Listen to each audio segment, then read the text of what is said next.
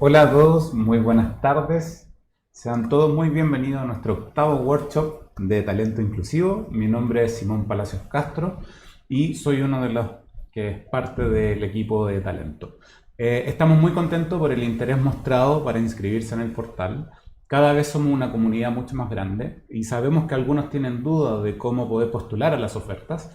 Y para poder resolvernos nos pueden escribir a contacto@talentoinclusivo.com, donde les compartiremos un tutorial sobre cómo inscribirse y cómo poder postular a las diversas ofertas que hoy día se encuentran en el portal y cómo también poder buscar apoyo respecto a las ofertas que hoy día tienen a través de intérprete de lengua de señas. Si tienes alguna duda, también puedes buscar directamente por YouTube el tutorial ingresando a Talento Inclusivo. Por otra parte, les recordamos que si tienen alguna actividad que quieran promocionar asociada a la inclusión o alguna noticia inclusiva que quieran compartir, envíennos la información a contacto@talentoinclusivo.com y la iremos compartiendo en todos nuestros encuentros y en todas nuestras redes sociales. Como hoy en cada sesión, también contamos con accesibilidad, con intérprete de lengua de señas. Saludamos a Jennifer Mesinas. Y en la transmisión en tiempo real saludamos a Patricio Zúñiga. También aprovechamos de darle las gracias a cada miembro del equipo que hace posible que hoy estemos acá con ustedes sumándose a este hermoso proyecto. Nuestros workshops están pensados como un espacio de conversación, de aprendizaje, que nos permita democratizar los conocimientos y la experiencia en torno a la inclusión de personas con discapacidad, para que poco a poco logremos ir ampliando y mejorando los espacios inclusivos, por lo que está abierto para personas e instituciones que quieran ir aportando este objetivo. Pueden plantear temas de interés o si creen que ustedes mismos pueden realizar una presentación o tienen algún tema que quieran compartir, los invitamos a contactarnos y a poder contarnos sobre su proyecto y de esa forma poder generar un impacto cuando hablamos de inclusión. Nos parece muy importante que en el proceso de búsqueda laboral de personas con discapacidad podamos conocer un poco más en profundidad hoy día lo que se habla de accesibilidad cognitiva, el derecho a la ciudad, y ver cuáles son los mecanismos que podría facilitar la incorporación y la permanencia laboral de personas con discapacidad. Por lo que este workshop esperamos a que sea de utilidad para las personas con discapacidad y las empresas que estén en proceso de incorporar a su equipo a nuevos talentos. Cuando hablamos de accesibilidad, hoy día lo hablamos de la norma. Hoy día hay un decreto supremo que habla de accesibilidad universal, pero es súper importante también entender, y creo que eso es la importancia que hoy día tiene este workshop, de poder entender también cuando hablamos de accesibilidad cognitiva. Para mí es un tema nuevo y es por ello que hoy día, para comenzar, vamos a invitar a una gran invitada que tenemos de Incluye 360, que es Ruth Duque. Ruth, por favor, ¿cómo estás? Hola, Simón. ¿Cómo estás? Bien. Hola a todos, buenas tardes. Bueno, gracias, Simón, por la presentación. Como ya me presentó, valga la redundancia, mi nombre es Ruth Duque. Yo soy coordinadora de alianzas estratégicas de la Corporación Incluye 360 y hoy vengo a hablarles del tema de la accesibilidad cognitiva. Convengamos que este tema es de un abordaje muy amplio y lo que traigo hoy día es una pequeña muestra de en qué consiste esta herramienta y sobre todo está enfocada en el derecho a la ciudad desde una perspectiva de derechos humanos. Ruth, tú eres la coordinadora del área técnica y alianzas estratégicas de de la Corporación Incluye 360. Tú eres psicóloga y terapeuta ocupacional. Sí. ¿Ya? Eres diplomada de Derecho Humano. Sí. Y haces clases a través también en la Universidad San Sebastián y la Andrés Ahora Bello. mismo el Andrés Bello. El Andrés Bello. Qué bueno. Bueno, es un placer para nosotros poder tener una invitada como tú, de lujo hoy día, compartiendo un tema que es súper relevante. Como les comentaba adelante, un tema que es muy poco escuchado acá en Chile, el tema de accesibilidad. Cuando se habla de accesibilidad, se habla de accesibilidad universal, de poder generar los espacios y la infraestructura, pero creo que este es un tema que aborda mucho más allá, Sí. que habla del derecho a poder todos transitar en la ciudad, comprender la ciudad. Así Sí. que encuentro que es un tema súper relevante que hoy día está doc también a todo lo que conlleva hoy día las organizaciones, no solamente desde la mirada de hacer un proceso de inclusión, sino de cómo atraemos también desde la mirada del negocio, cómo podemos captar a través de la accesibilidad nuevos clientes o podemos ir mejorando también procesos o servicios en torno a la inclusión. Así que para comenzar me gustaría más o menos entender cuál es el trabajo que hoy día está realizando Incluye 360, cómo lo están abordando, cuál es tu especialidad ahí, como para poder conocer un poco más de Incluye 360. Ajá. Mira, la corporación se dedica a la inclusión social de personas con discapacidad, ¿ya? Entonces, desde el 2018 hemos tenido un foco muy fuerte en inclusión laboral. Pero nosotros en el fondo entendemos que la inclusión laboral es un pequeño aspecto de la inclusión social de las personas con discapacidad. Entonces, aparte de hacer asesorías a empresas para gestionar el cambio cultural a nivel de organización, también tenemos diversos proyectos sociales que están en el fondo centrados en la inclusión en distintos ámbitos y en distintas dimensiones de la vida pública, ¿ya? Ruth, cuéntame un poquito, veo, ya que eres española y España nos lleva bastante, se notó. algo se nota, y que viendo que España también nos lleva harta ventaja con respecto a la inclusión y a la accesibilidad. ¿Cómo ves hoy día la accesibilidad para personas con discapacidad en Chile? Mira, yo creo que en verdad es un muy buen momento el que ahora mismo hay en Chile en términos de inclusión, porque desde hace un tiempo se levantó la falta de inclusión de personas con discapacidad. Después, voy a hacer un pequeño spoiler, pero después me gustaría que nos introdujéramos un poco en el concepto de diversidad funcional, ¿ya? Y entendiendo que el término de persona con discapacidad es el que jurídicamente a día de hoy es aceptado. Pero creo que es el momento de preguntarnos todos si en verdad esta sociedad nos sirve para todos, ¿ya? Si en verdad todos tenemos una cabida y todos tenemos la posibilidad de participar y de desarrollarnos como personas. Entonces siento que, no sé si España lleva tanto la delantera, ¿ya? Creo que es un país más viejo, porque es un continente más viejo, entonces quizá todo lleve más años, llevemos un poquito más de tiempo funcionando en ciertos aspectos, pero yo creo que no es tanta la brecha ahora mismo que existe con respecto a temáticas de inclusión entre ambos países, ¿ya? Yo creo que las voluntades que he podido ver en Chile superan en muchos casos con creces las de otros países quizá que uno tiende a tener como referencia en esta temática de inclusión social. Igual, claro, cuando uno ve los espacios y la literatura, la mayoría viene de Europa, Sí. de España, de Francia, Canadá. Y claro, uno tiende a pensar de que nosotros estamos muy alejados de esos países en torno a lo que es inclusión. Pero la importancia de lo que tú vas a hablar hoy día en términos de acercamiento a la charla. ¿Qué es la accesibilidad cognitiva? ¿Cómo hacia dónde va? Y para eso le dejamos la presentación a Ruth Duque para que nos entrene con más conocimiento hacia accesibilidad cognitiva. Por favor, todo tuyo. He de decir que le pedí a Simón que me acompañara porque en verdad pretendo que este sea un espacio interactivo donde también ustedes puedan plantear las preguntas que se les ocurran.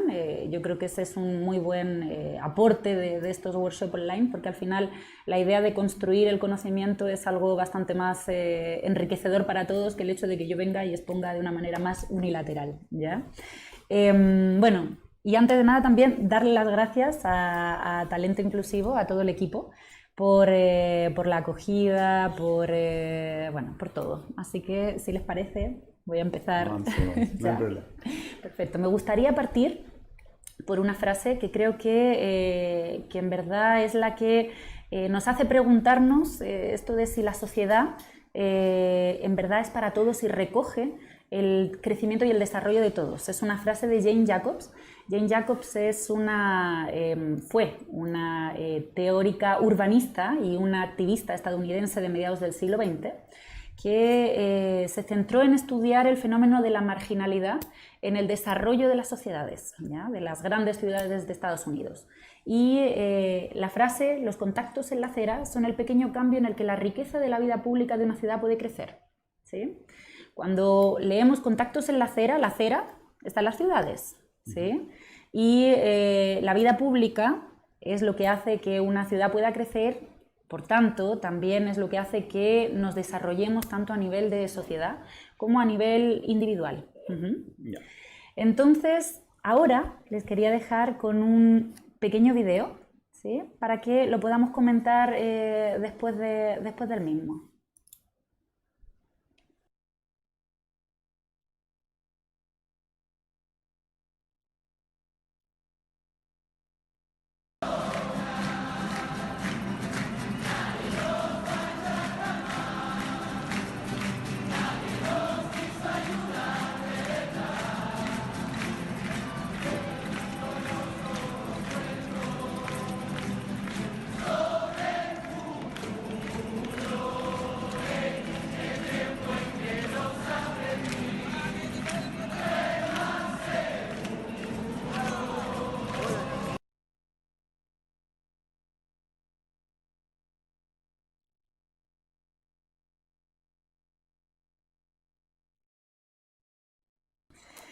Entonces, creo que pudieron ver el video, ¿cierto? Antes de esta diapositiva me gustaría que nos preguntáramos, y preguntarte también, Simón, qué es lo que generó este video que viste recién en ti, ahora mismo, mientras lo veías. Bueno, muchas emociones, la verdad, de lo que estaba viviendo el país, que nunca antes había vivido, más que un descontento social, creo que es un apoyo social hoy día ante la desigualdad que tenemos. Hoy día ya no hay sectores, sino que ya se está viendo que todos somos iguales y que no debería haber una desigualdad en Chile. Y es súper emocionante ver cómo hoy día, no importando el sector político, no importando el sector socioeconómico o el nivel socioeconómico, hoy día la verdad que estamos todos hacia una misma lucha, que es la desigualdad. Qué bueno, gracias, Simón.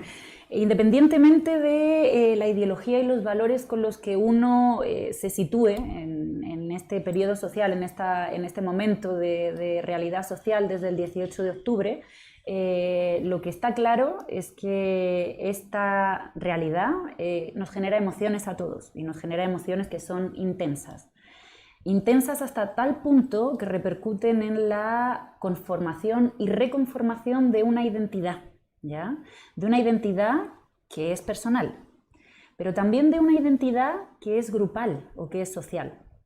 Es decir, nosotros, si examinamos un poquito esta identidad grupal, vemos que nuestra persona, nuestro desarrollo, nuestra figura es y está en un momento, y eso también nos define, ¿ya?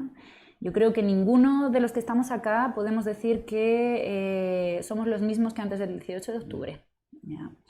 Entonces, ¿qué pasaría? Vamos a pasar a la siguiente diapositiva. Son distintos ejemplos, ¿ya? No, antes, por favor. ¿Qué pasa cuando uno no tiene la posibilidad de estar? Las imágenes anteriores hacían referencia más a una discapacidad física, porque creo que grafican más evidentemente la imposibilidad de las personas con discapacidad física de formar parte de estas protestas. Pero acá en esta última imagen podemos ver que cualquier persona con cualquier tipo de discapacidad tendría una dificultad para poder estar y participar de ese fenómeno social. ¿Qué pasa cuando uno no tiene el derecho a estar? podríamos decir también que se ve un poco en peligro el derecho al ser. Ahí lo dejo, pero como curiosidad, en inglés el verbo to be es ser y estar. Entonces, avanzamos un poquito y lo que pasa y lo que lleva pasando mucho tiempo es que tenemos a las personas con discapacidad todavía en una lucha de reconocimiento de la diferencia y reconocimiento y valorización de su persona para formar parte de grupos sociales. Y por otro lado tenemos los grupos sociales, tenemos las comunidades, las sociedades que estamos luchando por distintas demandas sociales. Pero aquí lo que encontramos es un paralelismo, podríamos llamarlo, paralelismo vital. Mientras las personas con discapacidad siguen intentando ser, nosotros como sociedad estamos en otro momento, ¿ya? Antes les decía al comienzo del workshop que me gustaría que nos paráramos un poquito a abordar un concepto que es el de persona con diversidad funcional, ¿ya? Es un término que en España ha tenido bastante éxito, entre comillas. Y si bien, como también les decía, se reconoce que el término jurídicamente correcto es el de persona con discapacidad, a mí, fíjate, Simón, que me gusta mucho más el de diversidad funcional y aprovecho cualquier instancia para poder por lo menos plantear que, ¿por qué no? ¿Por qué no podría haber un cambio, no? Hay algo que yo he aprendido contigo también de diversidad funcional, que también cuando hablamos de diversidad funcional versus personas con discapacidad, la diversidad funcional también le pasamos la responsabilidad a la comunidad. Y eso es un concepto que me quedó muy marcado, que no es solamente de las personas con discapacidad, sino que también cómo nos hacemos parte como sociedad. Lo que tú comentabas delante respecto al Cero Estar, después del 18 de octubre, hoy día, a pesar de todas las marchas y todo, las personas con discapacidad igual se ven afectadas en la sociedad. Hoy día es mucho más complejo poder salir al trabajo, salir al parque, o sea, el tema de que no hay metro, de que no hay movilizaciones, o sea, es súper complejo hoy día también para las personas con discapacidad. Sí, ya era complejo antes, donde no estaba todo tan dañado. Hoy día que está dañado, la verdad que se hace casi imposible para algunas personas poder movilizarse en la sociedad, siendo que tiene todo el derecho también de poder hacerlo. Claro, y si te fijas también, la posibilidad de las personas diversas funcionales de poder participar en las marchas que hasta el día de hoy hay, también es muy limitado. Porque es una situación riesgosa, si bien es riesgosa para todos los que van a las marchas, para las personas diversas funcionales mucho más, porque las condiciones no son las que favorecen su evacuación en el caso que sea necesario, ¿ya? Entonces ahí también estaríamos preguntándonos por un derecho como es el de manifestarse, ¿ya? ¿Qué pasa con el derecho de las personas con discapacidad de manifestarse? Entonces el término de diversidad funcional a lo que alude es a que cualquier persona, independiente de sus características físicas, sensoriales, cognitivas, contextuales, tiene el derecho de participar de la sociedad y su participación tiene que ser plena y efectiva. Entonces, como bien decía Simón, la responsabilidad recae en la sociedad, pero también recae en la persona porque tiene que funcionar. Entonces, ahí hay una reciprocidad ¿ya? Y al final como que en este abordaje tenemos que estar todos. Entonces, para ir avanzando un poquito más, Simón, quiero que, por favor, vayas a recoger tu sueldo allá. Wow. ¿Ya? ¿Cómo lo harías? ¿Es tu sueldo? ¿Cómo lo haría? Complejo. No sé, buscaría... Complejo va a ser cuando no tengas para comer. Así que arréglatela. O sea, primero buscaría qué idioma es lo que está escrito. Me imagino que debe ser una calle por el tipo de letrero, es un letrero, pero no entiendo cuál es qué idioma está escrito, por lo tanto creo que buscaría en Google primero para saber dónde está. No sé, eso se me viene a la cabeza. Pero lo que me parece importante de lo que me has dicho es que te queda claro que es una calle. O sea, es que por el letrero. Por el letrero. Porque independientemente del país, ¿verdad? Esos son los letreros que determinan los nombres de las calles. Claro. ¿Cierto? ¿Qué pasa si yo, con toda la maldad del mundo, lo que hago es mandarte un WhatsApp y te digo que tu sueldo lo tienes que recoger ¿Solo con la letra? Solo con las letras. No, ahí sí que no sabría qué hacer. Ni siquiera sabrías por dónde empezar tu búsqueda. Calle, nada, o sea. ¿Ya? Perfecto. Hubiese perdido el sueldo. Hubiese perdido el sueldo. Ahí sí que estaría complicado. Ahora quiero... Ahí, solo ahí. Acabas de llegar a un país X y estás muerto de hambre. Y el único restaurante que hay abierto hasta ahora en el que puedes comer es este. ¿Qué vas a comer, Simón? ¿Te gustará ese restaurante para ir? El único restaurante que está abierto. El único. En un país que no conozco. ¿Irás? O sea, yo que soy hambriento, sí. Ah, ya, no, está bien. No me quedaría sin comer, la verdad. Está bien. Yo creo que sí. No sé. O sea, entraría para poder ver qué es lo que es. A ver qué pasa. Yo creo que no te va a hacer ni siquiera falta entrar para saber qué vas a comer. Podemos darle ahí y un par de veces más, por favor. McDonald's. Ah, no, cierto. Ahí sí entras. Ahí entro. ¿Te queda claro qué vas a comer ya en este restaurante? Sí. O sea, obvio. O sea, hamburguesa. Incluso te queda claro cómo es el funcionamiento de este restaurante, ¿verdad? Uno no llegaría tan perdido, sino que sabes perfectamente y uno sabe que esta cadena de restaurante funciona de la misma manera independientemente del país. Uno podría sentirse menos extranjero, ¿verdad? De esta manera. ¿Y por qué eres capaz de, con estos símbolos, que entregan mucha menos información que las otras palabrejas que yo te he mandado por WhatsApp, por qué eres capaz de, primero, saber qué es un letrero de una calle y segundo, qué es esta cadena de restaurantes y que funciona de esta manera? Bueno, el tema es, te voy a dar la solución, ¿verdad? El tema es por la asociación que se produce, ¿ya? Por la asociación que se produce entre ciertos conceptos a ciertas imágenes o ciertos símbolos, ¿ya? Que en el fondo lo que hacen es ayudarte a entender y por tanto a poder planificar más tu comportamiento. Como uno puede planificar más su comportamiento y se reduce esa incertidumbre, la participación es mayor. A uno le entran más ganas de participar, ¿verdad? Algunas de estas asociaciones están más ligadas con temas evolutivos, con temas de adaptación, han sido más útiles a la hora de la supervivencia de la especie.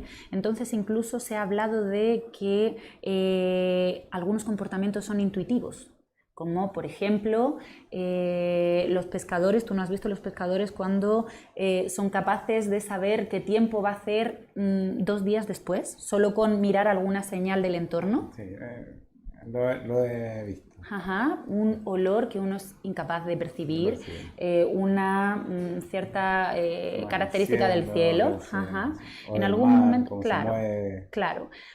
Se habla de que tienen una intuición, ¿ya? Pero son asociaciones que tienen un valor evolutivo, ¿ya? Pero en el fondo estamos hablando del mismo fenómeno, ¿sí? Que nos permite funcionar de una manera más eficaz en el entorno.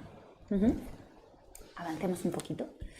Acá les quería presentar esta frase, te quería presentar también a ti esta frase, que igual me gusta mucho. Dice: la mente intuitiva es un regalo sagrado y la mente racional es un fiel sirviente. Hemos creado una sociedad que rinde honores al sirviente y ha olvidado el regalo. ¿Ya? Las sociedades, tal y como las conocemos hoy en día, están conformadas de una sola manera. Y de una sola manera que se basa en la racionalidad. Y hemos perdido o no hemos incorporado en el diseño de los entornos este componente intuitivo que en el fondo ya sabemos, ¿no? Ha quedado claro, ¿verdad? Con los ejemplos anteriores, sí, que igual funciona, ¿ya? Y que podría facilitarnos para todos un poco el manejarnos en el día a día. Bueno, un poquito avanzamos, un poquito una revisión histórica. Siempre se ha hablado de dos hemisferios, de dos maneras, dos funcionamientos. Desde la antigua Grecia, un Apolo más relacionado con el orden, con lo racional, un Dionisos más centrado en el caos, en lo instintivo. Este tipo de aspectos también lo encontramos en las culturas más orientales, ¿ya?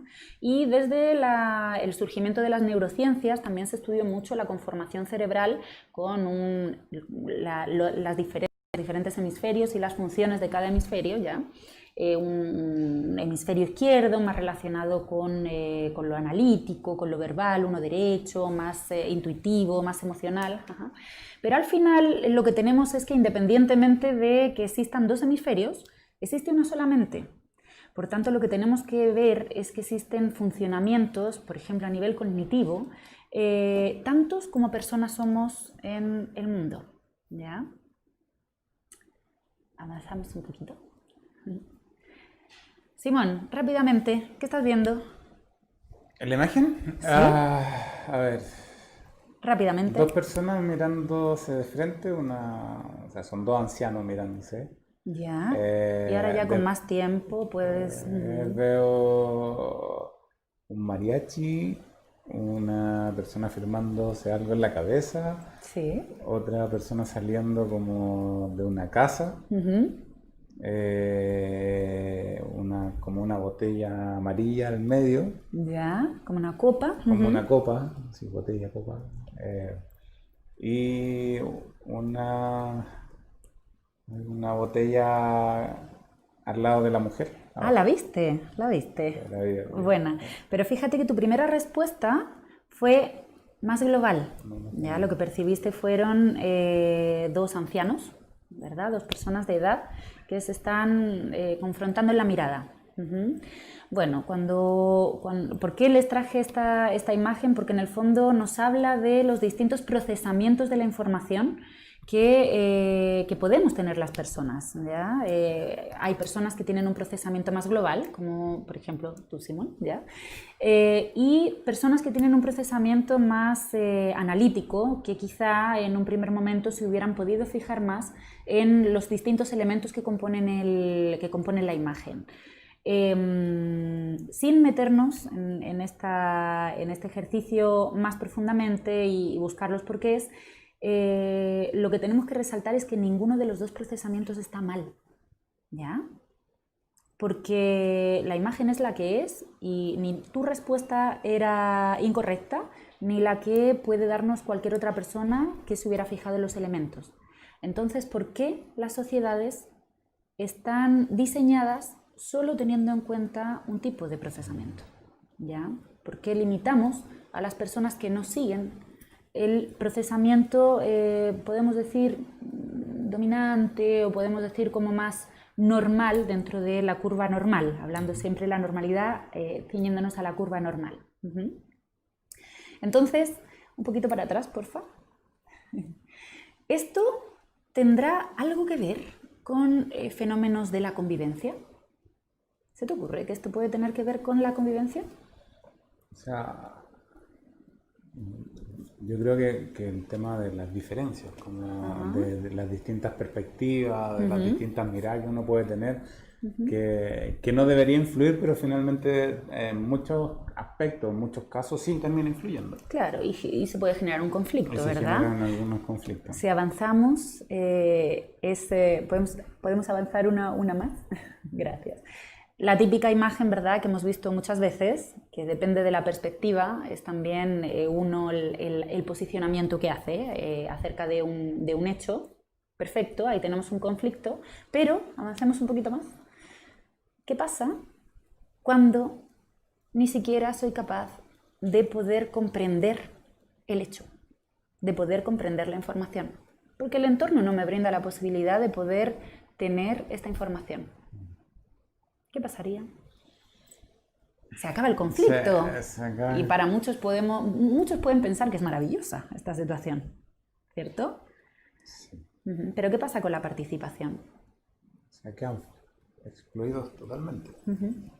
Hay una me lo exclusión. imaginé inmediatamente como que que la persona queda excluida porque no tiene ninguna representación en ninguna perspectiva. No tiene ninguna posibilidad de participar desde ahí. Avanzamos un poquito, por favor. Entonces todo esto ya estamos viendo que tiene que ver con inclusión, pero tiene que ver también con convivencia, porque en el fondo no puede haber convivencia si no hay una inclusión de la diversidad. Hablar de convivencia e inclusión debiéramos utilizarlos como sinónimos a día de hoy. Y ahí. ¿Cómo definimos entonces esta inclusión? Como la participación en la comunidad de la manera más autodeterminada y autónoma posible. ¿Ya? Autodeterminada desde la posibilidad de decidir y autónoma desde la ejecución de esa decisión. ¿Bien? ¿Qué ves ahí, Simón? Sí, te estoy haciendo trabajar demasiado, ¿verdad? Ese es el Museo del Palacio de la Moneda, ¿no? Si no me equivoco. El Centro Cultural de la Moneda, que hay abajo de la Moneda. Sí, veo una rampa, gente caminando, no sé si debe ser una exhibición, algo que... Es la entrada principal. Es la entrada principal. Ya, a este edificio. Igual... ¿No te llama la atención que la entrada principal a este edificio sea un elemento de accesibilidad por excelencia como la rampa? Igual hay escaleras, hay ascensores que están al fondo, pero la entrada principal es una rampa. Yo no lo he visto en muchos edificios, ¿verdad? No. ¿Tú lo has podido comprobar? No, la verdad como rampa en sí no la había visto. ¿Y qué podríamos pensar, qué te hace pensar esta rampa, este diseño de las personas que diseñaron y ejecutaron esta planificación? ¿Por qué lo harían de esta manera? A ver, pensando, no sé, yo creo que como para darle un aspecto de que el centro es para todos, también como de amplitud de espacio, para que se vea más limpio el espacio. Un tema de pura estética también. Claro. Yo creo que por ese lado me imagino que puede ir como piensan hoy día los arquitectos también. Sí, como la limpieza de los espacios, me imagino como... Y que también es un espacio que es para todos. O sea, yo creo que con la rampa lo que quisieron transmitir es como cualquiera es bienvenido. Perfecto, me encanta tu perspectiva. Avancemos uno más, por favor. Esta es la entrada a la entrada. A la entrada de la... Son 5 escalones insalvables que quizá nos hacen cuestionarnos un poquito eso de que este espacio es para todos. Claro, ¿verdad? es por eso que te comentaba cómo piensan los arquitectos hoy día en Chile. Lamentablemente hoy día en Chile a los arquitectos no se les enseña accesibilidad desde la base. Sí. Por lo tanto también esa rampa queda como bonita, como una pieza de amplitud. Porque he ido ahí y esa rampa tampoco cumple las normas, o sea, no tiene los espacios de descanso para personas. Eso te iba a decir, podemos volvernos Eso te iba a decir. Es como, de hecho no cumple ni siquiera la norma de la pendiente, o sea, es súper peligrosa. Esa rampa para una persona sobre silla de ruedas. Y para cualquier persona que transite en ese momento. Por lo menos para utilizarla de manera autónoma. Exactamente. O sea, como ayuda, claro, pero no es la idea tampoco. No es la idea. Si estamos hablando de inclusión, estamos hablando de diversidad y de espacios de accesibilidad, la idea es que tiene que ser de forma autónoma e independiente, para que la persona se pueda movilizar sin requerir ningún tipo de ayuda. Por eso a mí me gusta diferenciar entre la autodeterminación, es decir, la decisión que lleva o que posibilita que la persona pueda moverse y decidir a dónde quiere ir, y la autonomía, es decir, lo decido y lo puedo hacer solo. Súper, podemos pasar. Entonces el tema es diseñar y proyectar desde la interdisciplinaridad, ¿ya? Desde distintos profesionales que podamos aportar a, en el fondo, otorgar a las personas diversas funcionales el derecho de participar. en estos espacios, ¿ya? Y esto debe ser participativo, no solo debemos de ser los propios profesionales los que elaboremos y los que diseñemos este tipo de elementos, porque ¿cuántas personas con discapacidad, cuántas personas diversas funcionales habrán participado en la elaboración de esa rampa? Yo creo que ninguno. Ninguna. Estoy seguro que ninguno. Sí, yo también te apoyo. Ya viendo esos 5 escalones ya estoy seguro que no hubo nadie, ni siquiera una persona que conozca el tema de inclusión metida en ese proyecto. Y ese es el problema principal que nos estamos encontrando a la hora de valorar las distintas soluciones de accesibilidad. No hay participación de las propias personas que son los principales usuarios, los principales beneficiarios de estos elementos. Avanzamos un poquito más. Entonces, lo que teníamos anteriormente era un acto social, ¿ya? Era un episodio de la vida pública. Entonces, la vida pública la podemos definir como distintas acciones sociales, ¿ya? Distintas actividades sociales. Y estas actividades sociales se desarrollan en entornos, ¿ya? En entornos de referencia de las personas. Por tanto, a la hora de diseñar la vida pública, lo que vamos a tener que tener en cuenta es dos características como la diversidad funcional y un término que a mí me gusta rescatar y siento que se hace poco, se tiene en consideración muy pocas veces, que es el de satisfacción colectiva. ¿Ya? Entendiendo por satisfacción colectiva no la satisfacción del mayor número de personas, sino la satisfacción en los propios fenómenos colectivos, ¿ya? Entonces, esta vida pública nos hace pensar y nos hace rescatar el derecho a la ciudad, ¿ya? El derecho a la ciudad que en el fondo hace que entendamos la ciudad como propiedad de los ciudadanos, ¿ya? Este es un concepto que se introdujo en el 2004 por ONU Habitat, que es un programa de la ONU que se encarga de asentamientos humanos, ¿ya? Y desde el punto de vista, desde el marco de los derechos humanos, ¿sí? Entonces, este derecho a la ciudad lo que hace es que las ciudades, posicionar a las ciudades como focos que deben satisfacer las necesidades de los ciudadanos con criterios de equidad. Por tanto, aquí empezamos a hablar de inclusión. Y si empezamos a hablar de inclusión, empezamos a, desde el diseño, tener que centrarnos y tener que tener en cuenta las propias personas diversas funcionales. Un poco por ponerle como un marco más desde derechos humanos internacionales, este derecho queda recogido en la Carta Mundial por el Derecho a la Ciudad del 2004 y en la Agenda 2030 de la ONU, el Objetivo de Desarrollo Social número 16 habla de que para tener ciudades sostenibles tenemos que promover que sean justas, pacíficas e inclusivas, ¿ya?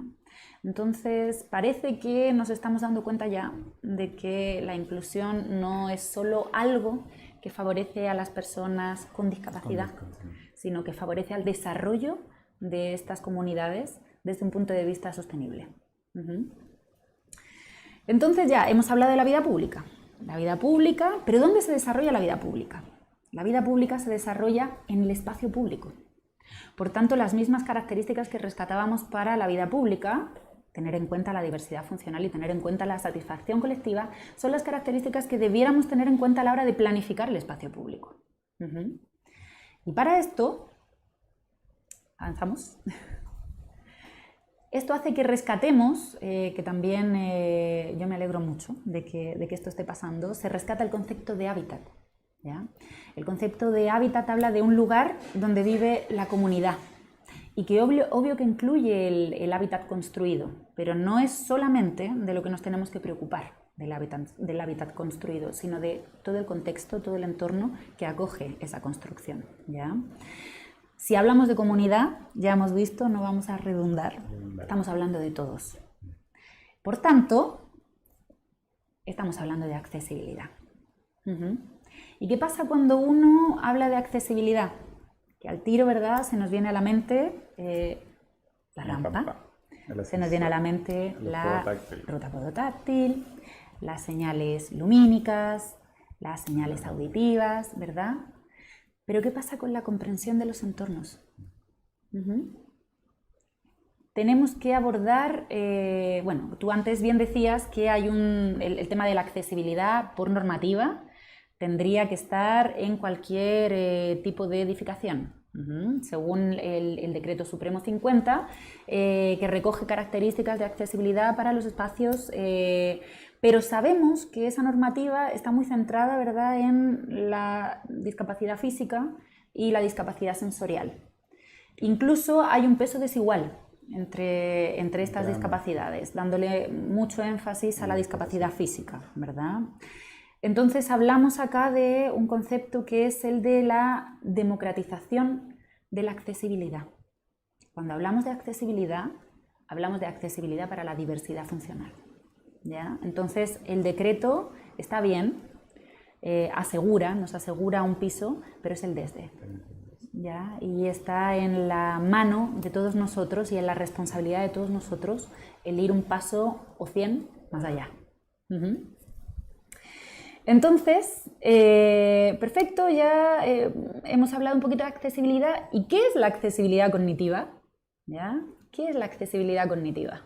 Buena pregunta, para eso vine, ¿verdad? Para entenderlo. Bueno, la accesibilidad cognitiva, vamos a pasar a la siguiente diapositiva, se considera como la percepción del hábitat comprensible para todos. ¿Ya? ¿Y qué significa eso? Significa que tenemos que poder decodificar el significado de ese hábitat, ¿ya? Entender cuál es el significado de ese hábitat. Y el significado viene dado por las relaciones topológicas, que en el fondo las relaciones topológicas son las relaciones cualitativas que se establecen entre los elementos del entorno, ¿ya? Luego lo vamos a ver. Como bien les decía en un principio, yo acá voy a tocar el tema de una manera bastante superficial. Todo este tema está muy desarrollado por una autora, por una arquitecta, experta en accesibilidad cognitiva que se llama Berta Brusilowski. ¿Ya? Ella es argentina, afincada en España, en Madrid, en mi ciudad natal. ¿Ya? Y pueden ver un poquito más todo este tema de qué se entiende por relaciones topológicas, pero son las relaciones entre los elementos que conforman el entorno y que permiten que al final todos y cada uno de nosotros nos orientemos y seamos capaces de esa orientación llevarla a cabo de una manera autónoma, ¿ya? Cuando hablamos de orientación estamos hablando de el desempeño que tenemos en ese entorno, ¿ya? Ahí hay una frase que dice que actuar en el contexto depende de la comprensión del mismo. Si yo no lo comprendo, obvio que voy a evitar mi participación en él, ¿ya? ¿Y por qué las fotos? ¿Por qué las fotos que elegí para esta diapositiva? La de la derecha, ¿verdad? Son hitos, se llaman, o marcadores, que en el fondo vienen a delimitar una vereda, ¿cierto? Son el punto de intersección entre una vereda y la calzada, es decir, nos pueden señalar cuál es el espacio seguro por donde yo puedo transitar, ¿cierto? Pero fíjate en el de la izquierda, también es un hito de muchos años atrás. Y si uno se fija, vemos que hay una similitud entre ambos elementos, ¿ya? Es decir, estamos haciendo alusión a esas asociaciones, ¿ya? Que veníamos hablando anteriormente, asociaciones funcionales en espacios sociales, ¿ya? De alguna manera, esta asociación era tan importante, porque imagínate en esa época, no sé, pongámonos en el año, elige un año. 1860. Un poquito antes. ¿Cuántos? ¿1500? 1500. Ya. Imagínate lo que puede ser perder el camino en ese año. Podría significar morir, ¿ya? Entonces la asociación en este caso es tan fuerte porque favorece la supervivencia que a día de hoy nosotros seguimos entendiendo, seguimos intuyendo esa asociación y reconociendo esos hitos como marcadores de caminos seguros. Vamos un poquito más adelante. Por tanto, lo que hace la accesibilidad cognitiva es reconocer el espacio como una interfaz, ¿ya? Una interfaz, un lugar donde vamos a conectarnos, intercambiar información y comunicarnos socialmente. Es decir, vamos a participar socialmente en este lugar, ¿ya? Pero esta participación va a depender de la lectura que yo haga del entorno, de la lectura que todos y cada uno de nosotros hagamos de ese entorno. ¿Y de qué va a depender la lectura que hago del entorno? ¿O qué tipos de lecturas puedo hacer de ese entorno? Voy a hacer una lectura formal, los límites, las referencias, voy a hacer una lectura funcional, ¿para qué sirve ese espacio? Dimensional, ¿qué dimensiones aborda ese espacio o se pueden abordar en ese espacio? Y el más subjetivo, el simbólico, ¿qué significado tengo yo de ese espacio? Que va a depender, entre otras muchas cosas, para dar una cuenta de la subjetividad de este término, de las experiencias previas de la persona, ¿ya? En función de estas lecturas que haga la persona, de estas características, es lo que se va a determinar, es lo que va a determinar la calidad ambiental, la evaluación subjetiva que hace la persona del ambiente, ¿ya? Y esa evaluación subjetiva va a ser lo que haga que yo me implique y yo participe en mayor o menor medida. ¿Cuáles son los conceptos clave de la accesibilidad cognitiva? Bueno, nos vamos a fijar en la izquierda de la diapositiva y los 3 conceptos clave de la accesibilidad cognitiva es un punto de origen, un punto de destino y los conductores urbanos. Decimos urbanos porque la presentación hacía referencia al derecho a la ciudad, ¿ya? Y estos son los 3 puntos que en el fondo van a hacer que, bueno, lo voy a explicar en un paso posterior ya, pero son los 3 puntos que vamos a tener que tener como bien claros a la hora de tener una seguridad en el entorno, ¿ya? Cuando nosotros conocemos de dónde partimos, a dónde vamos y tenemos unos marcadores de este recorrido, en el fondo tenemos más seguridad de esa trayectoria, ¿cierto?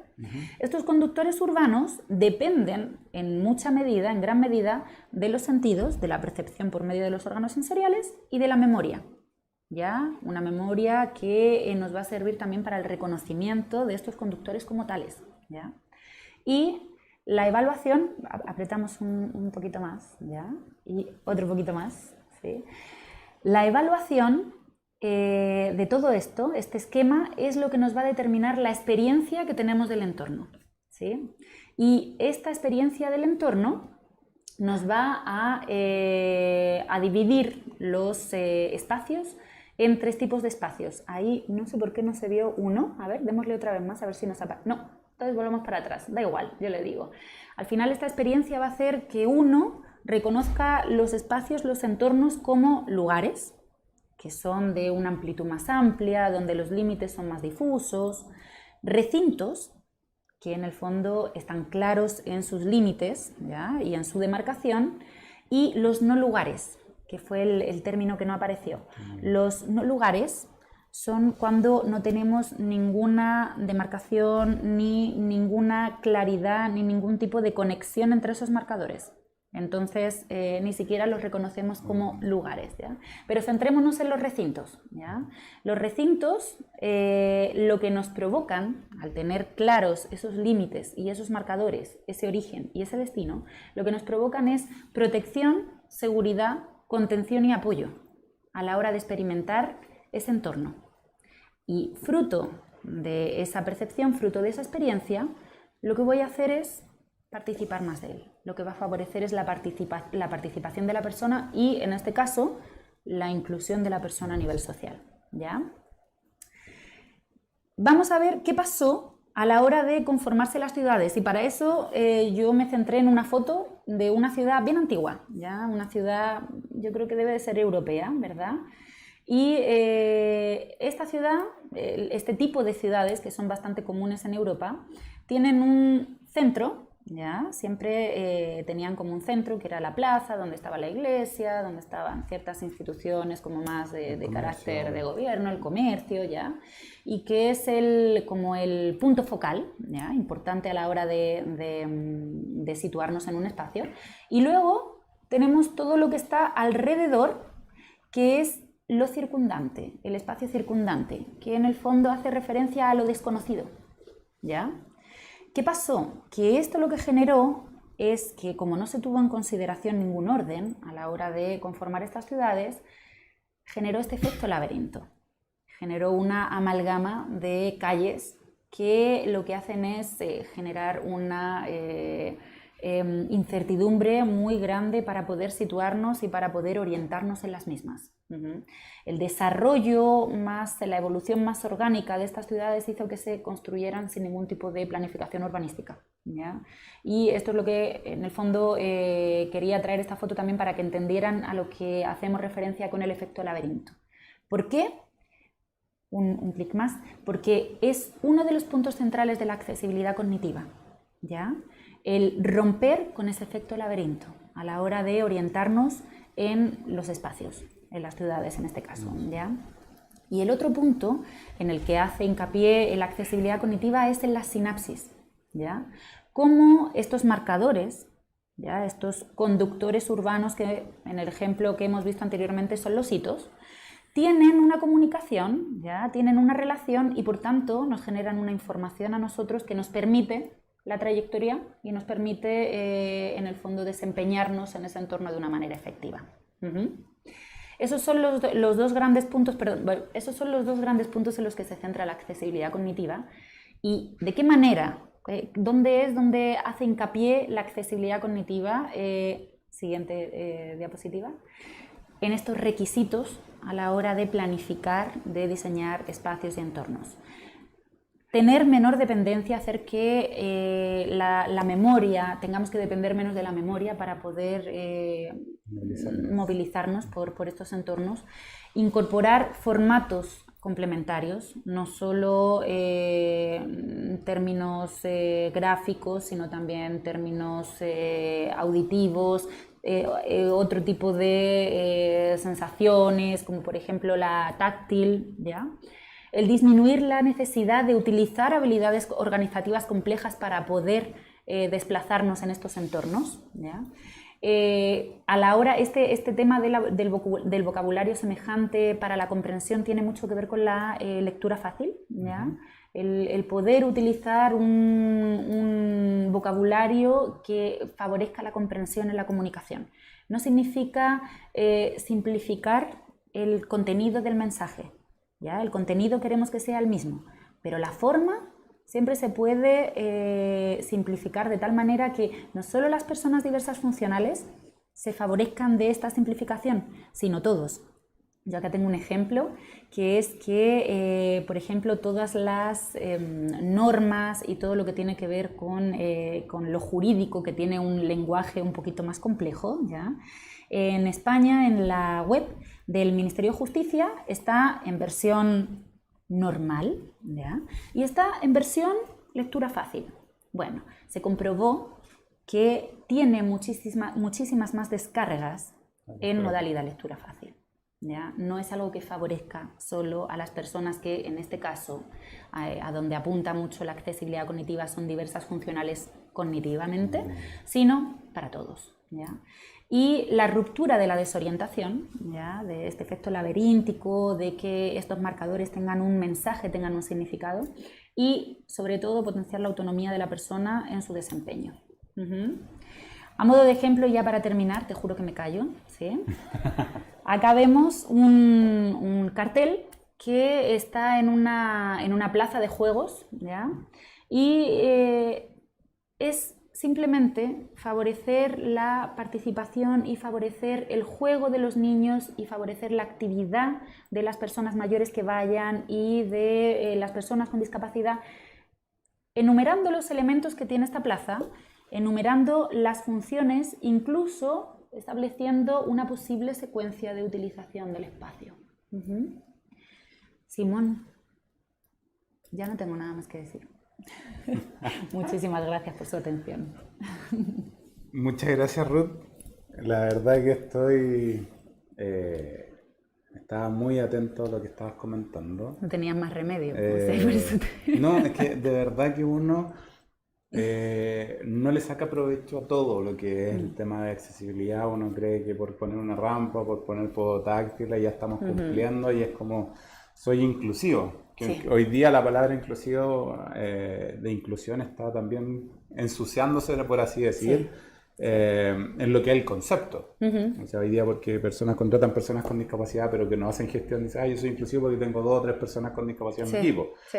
Entonces entender un poco también la accesibilidad no mirada solamente desde la normativa, sino desde la comprensión de los espacios y que finalmente sea comprensible para todos. De verdad que estaba muy pendiente porque me hizo mucho sentido el tema de por ejemplo, de la perspectiva. O sea, hoy día las empresas que nos dedicamos a la gestión de diversidad finalmente buscamos eso, o sea, cómo los equipos diversos hoy día pueden, independientemente de que tengan distintas perspectivas, se puedan lograr comunicar y llegar a un fin común. Sí. Y me hizo mucho sentido cuando hablamos desde la perspectiva o cuando vi a los viejitos primeros, porque es un poco a lo que llegamos y a lo que queremos ir, o sea, y es lo que nos demuestra también que si bien es cierto vamos por un buen camino, pero también vamos muy marcados por normas. Sí. Estamos que el decreto 50, que la ley 21015, que la 2024-22, que son algo que nos empuja, pero que finalmente también no está muy claro cómo llevarla a cabo. Sí. Que es un poco lo que pasa, por ejemplo, con la ley de inclusión, que ya tenemos que hacer inclusión y que hoy día las empresas dicen, bueno, yo hago inclusión, y cuando hablamos de inclusión es como contratar personas con discapacidad y nos separan de la diversidad. Sí. Nos están separando y diciendo ya, diversidad son todos los grupos, inclusión no, es discapacidad. Claro, es discapacidad. Y ya nos están segregando nuevamente, que es un poco lo que comentábamos al inicio, a lo que tú comentabas al inicio del tema de cómo también nos segregan en las marchas, nos segregan en el espacio, en no poder movilizarnos. Hoy día hay un tema que es bien fuerte de las demandas, que están demandas sociales, y es muy poco lo que aparece de personas con discapacidad, diciendo que hoy día tenemos más de 2.606.000 personas en Chile, hoy día tienen algún tipo de discapacidad, o sea, el 20% de la población hoy día en Chile tiene algún tipo de discapacidad, por lo cual no es menor, y eso conlleva también a que, igual de todas formas, están quedando fuera, o sea, si bien es cierto, se están empoderando, hay muchas personas empoderadas y el colectivo hoy día está exigiendo, pero igual la sociedad le cuesta mucho, o sea, el asistencialismo que existe todavía, y esto también de la accesibilidad cognitiva, si lo llevamos a una mirada más de negocio, más de organización, o sea, comprender esto también es comprender al que te puede comprar, al nuevo, a cómo atraer nuevos clientes, o sea, son oportunidades de negocio también, entonces, y que hoy día hay algunas empresas que la han ido captando, por ejemplo, el banco BCI, que fue el primero que captó y dijo, voy a sacar una sucursal que es BCI Sin Barrera, y hizo una sucursal accesible, se llevó gran porcentaje de personas con discapacidad a abrir cuentas corrientes solo por tener una sucursal accesible. Entonces me dio como mucha información que yo no tenía, o sea, yo estaba de verdad como con la accesibilidad universal, que es lo que piden hoy día, y los que nos dedicamos a la asesoría, a la gestión, eso es lo que nos piden nuestros clientes. Pero ir más allá a la accesibilidad, cognitiva, de cómo entendemos, cómo comprendemos los espacios, cómo comprendemos la comunidad. O sea, para mí me hizo mucho sentido cuando hablamos de personas con discapacidad versus diversidad funcional. Si bien es cierto, personas con discapacidad en la forma correcta a través de la ONU, etcétera. Pero diversidad funcional también no es solamente la responsabilidad de las personas, sino que hay una responsabilidad, no hay solamente derechos, como se transmite. Yo tengo derechos, sino que también hay derechos y deberes por ambos lados. Exactamente. Y eso es como nosotros lo podemos llevar a cabo. Creo que fue una presentación que de verdad me creó y me cambió mucho la perspectiva del letrero. O sea, si me hubiera mandado solamente esas letras, de verdad que hubiese perdido mi sueldo, porque no hubiese tenido la información, pero claro, al ver que es un letrero ya me imaginé que era una calle. O sea, y ya te da la capacidad de poder hacer algo más. Y da la capacidad de hacer aún más. Así que muchas gracias, Ruth. Tenemos algunas preguntas. ¿Ya? Vamos a hacer acá. Vamos a abrir nuestro chat. Me dan un segundo. Acá me preguntan, ¿cómo podemos potenciar la inclusión desde una pyme que no contamos con grandes recursos como para hacer adecuaciones muy significativas? ¿Desde dónde podemos comenzar? Bueno, como veíamos un poquito en la presentación, esta herramienta de la accesibilidad cognitiva no tiene por qué contar con estrategias de alta complejidad.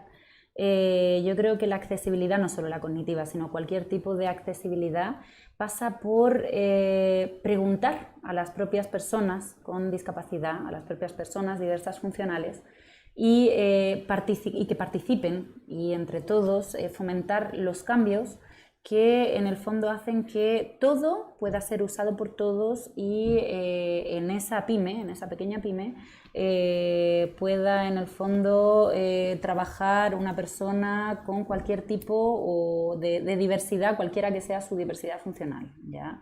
Claro, yo creo que la accesibilidad que está más ligada con el tema económico es la accesibilidad física. ¿Ya? Al final, si uno tiene que implementar rampas, si uno tiene que implementar ascensores, es la que más se asocia con un costo económico.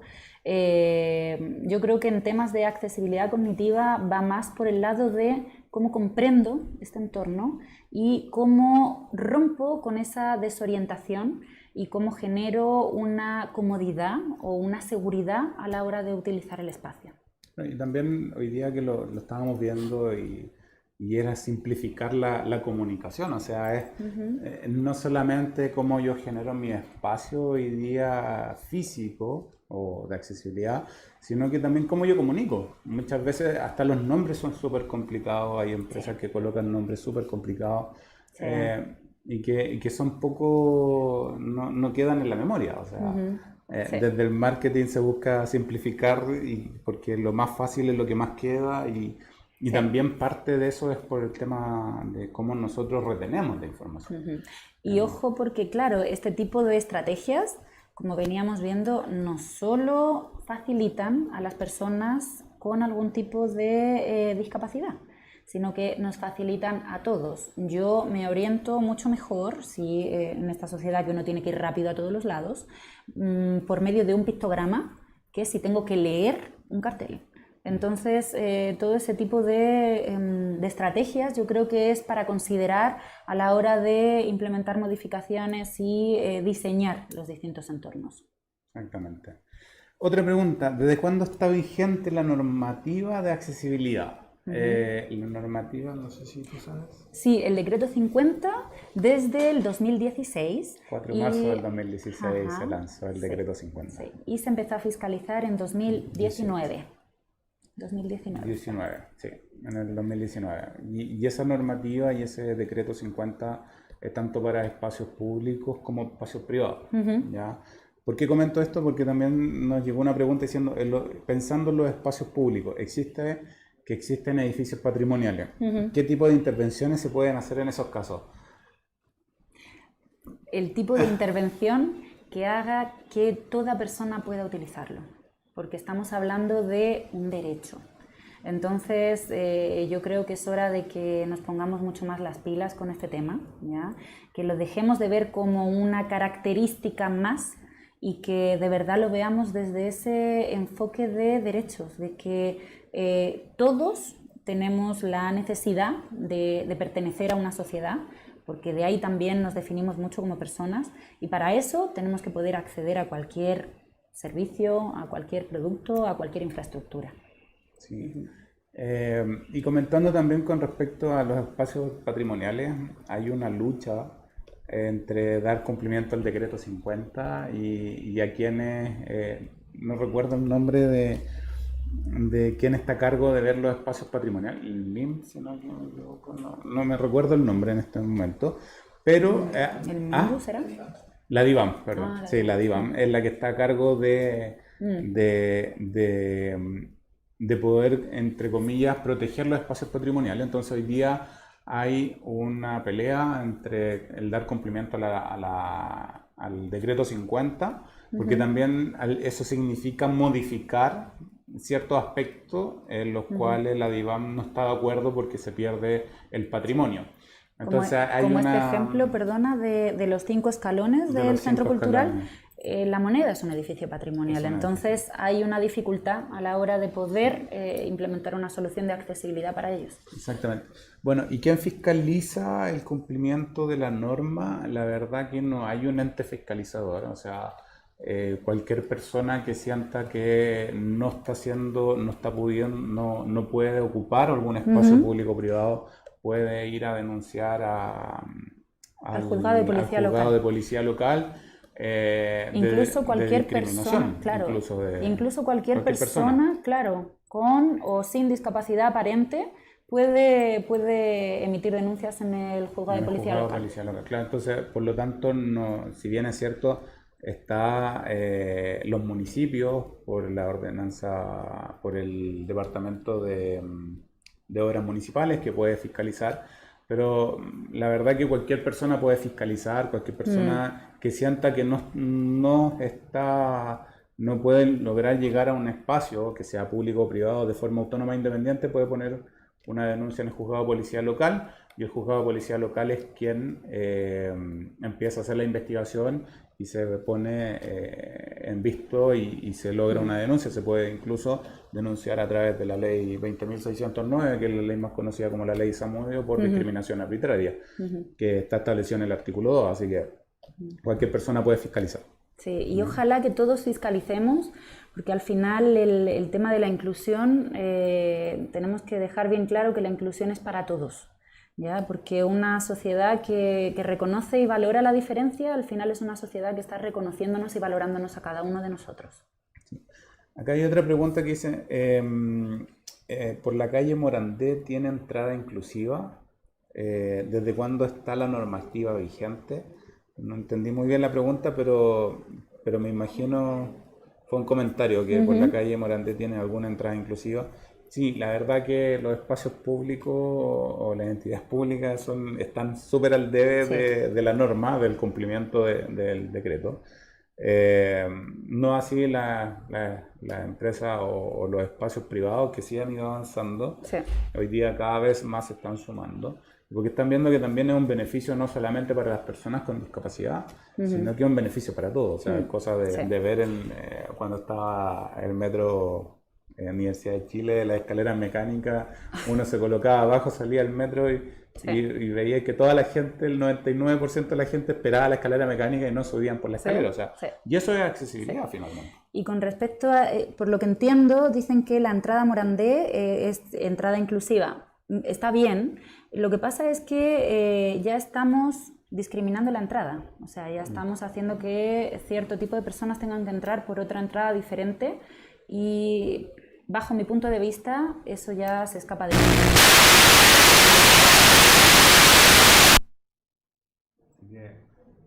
No sé si hay alguna otra pregunta, por lo menos hasta acá. Queremos agradecer a Ruth, de verdad. Gracias a ustedes. Muchísimas gracias. Fue un tema súper relevante. Creo que es un tema súper importante también de entender que el derecho de la ciudad es para todos. Sí.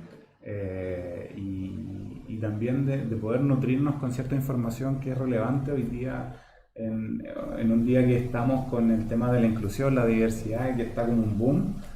Poder entender también de que no solamente existe la accesibilidad universal, no solamente la accesibilidad para personas con discapacidad física o personas con discapacidades sensoriales, sino que es una accesibilidad para todos. Así que muchísimas gracias. A ustedes, de verdad. Muchas gracias por la oportunidad.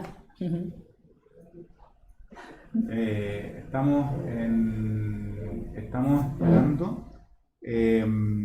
Bueno, ahí salen los datos de contacto de la Ruth, rduque@incluye360.cl y la web. Y la página www.incluye360.cl. Muchísimas gracias, Ruth, por habernos venido a aportar. Gracias por... Fue un desafío para mí. Fue conjunto. Saber que me iban a hacer preguntas sin tener noción ni muchas gracias, de haber visto, pero muchas gracias, me encantó la presentación y gracias por hacerme parte también de la presentación. Feliz de poder hacerlo. Lo esperamos, nuestro próximo workshop es el 10 de marzo, tenemos una invitada también de lujo, Carolina García, quien nos viene a hacer una charla motivacional. Así que esperamos que se puedan conectar el 10 de marzo.